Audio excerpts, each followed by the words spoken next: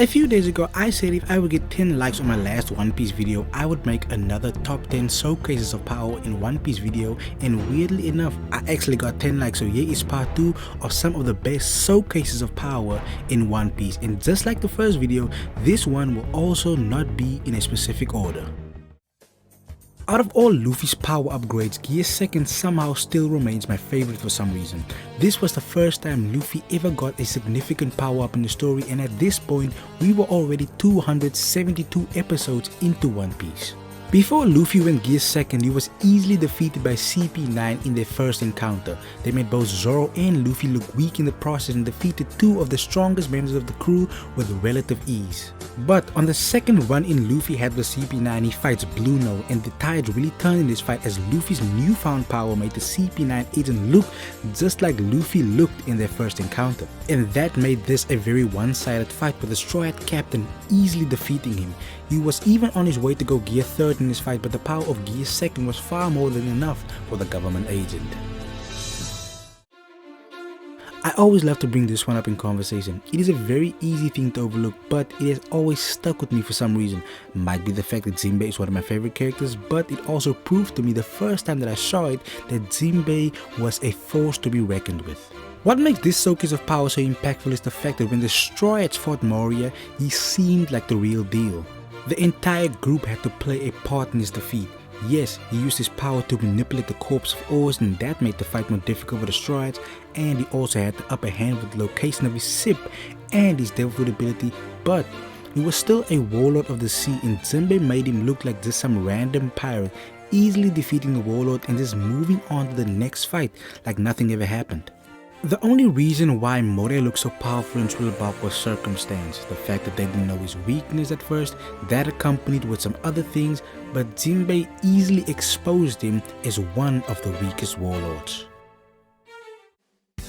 Next up we have something I feel is slightly underappreciated, and that is the fight between Luffy and Don Chinjao. It is of course not the most explosive and over the top fight we have ever seen, but it was a decent fight that I feel should be brought up in more conversations. First we get to see a class of haki so powerful that it clears the entire ring and even knocks out people in the stands. Then Luffy does the impossible by undoing what his grandfather did years ago to Don Chinjao. Don Chinjao was defeated by Garp, and Garp disfigured his head with one punch, and as fate would have it, years later his grandson undoes what he does by refiguring the head of Chinjao with one punch, truly showing us Luffy's ascension in power. This was another great showcase of power by Luffy before we finally got to see his true ascension when he fought Doflamingo.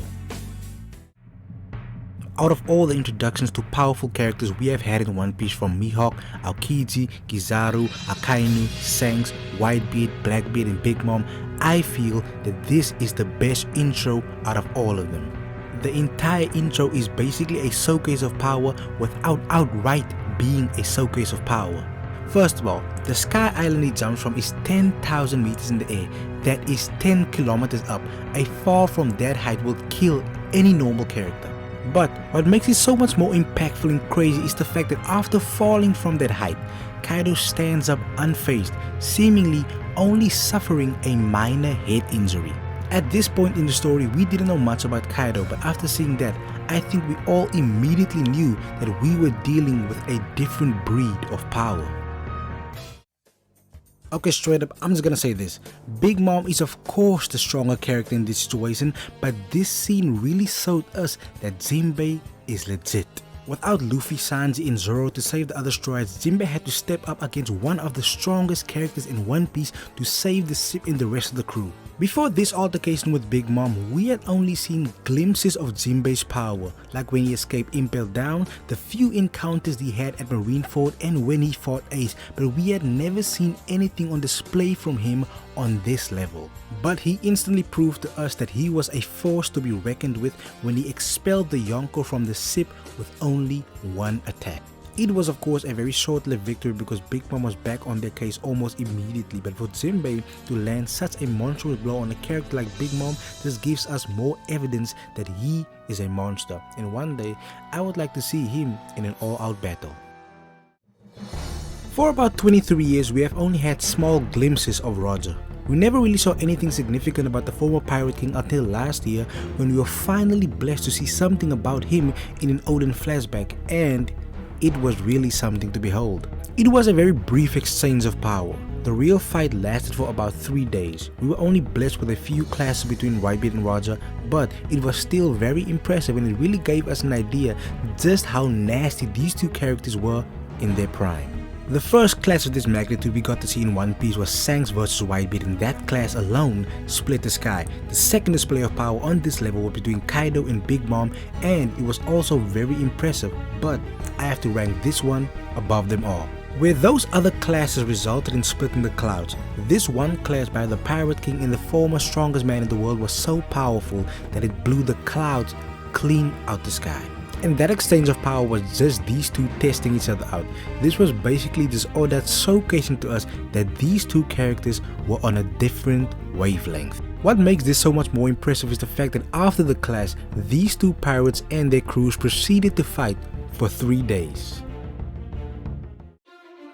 Before the time skip, the pacifistas were very overwhelming opponents. The monster trio had to team up just to defeat one of them, and after they defeated it, they were spent. Yes, the argument could be brought up that Zoro wasn't 100% in this fight because of what happened on Chulabog, but Zoro, Luffy and Sandy still had to team up in order to fight one opponent where they normally would take on one opponent each. But 2 years after the events on Sabaody, the Straw Hats returned to the island with newfound power. And then Luffy displays what his training with Rayleigh gave him over the 2 years by effortlessly dodging the attacks of the pacifista and then destroying it with only one punch. Yet again, I will have to reference the time skip and the curiosity of power growth within the Straw Hat group. Here we yet again get to see the progress of the first mate of the Straw Hat pirates. Ever since Sabaody Archipelago, Zoro has only shown us glimpses of his power, and here we finally get to see real results of his training with Mihawk as he cuts Pica in half. What makes this so impressive is the fact that Pica was basically the size of a small town, and Zoro almost effortlessly cut him down. He then proceeded to also effortlessly defeat Pica in his main form as Pica went full-bodied haki, but that didn't do anything to protect him from the pirate hunter. Pica really looked like someone who would maybe draw out every bit of Zoro's training, but when it came down to it, this just turned into a very easy victory for Zoro. This here is definitely up there with the most satisfying moments in One Piece. I will easily put this one next to Luffy punching the Celestial Dragon.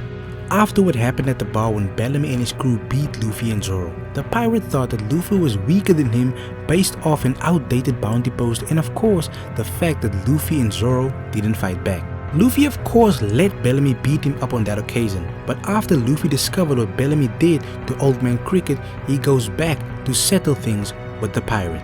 Bellamy of course still overconfident thought that this would be an easy win for him, but he couldn't be more wrong. This entire fight ended after Luffy landed only one punch on the arrogant pirate and defeated him without even using any flashy attacks. Vergo vs Law and Smoker is definitely one of the more underrated fights in One Piece. I believe this fight wouldn't have dragged on for so long if Vergo didn't have the upper hand on Law. He was in possession of Law's heart, and that is why Law wasn't a big factor in this fight until the end, but as soon as he got possession of his heart again, the entire complexion of the fight changed. Vergo went to his most dangerous form, that being full-bodied haki. Vergo, having already bested Law in the past, was overconfident in this ability, and this might have been why he was defeated so easily.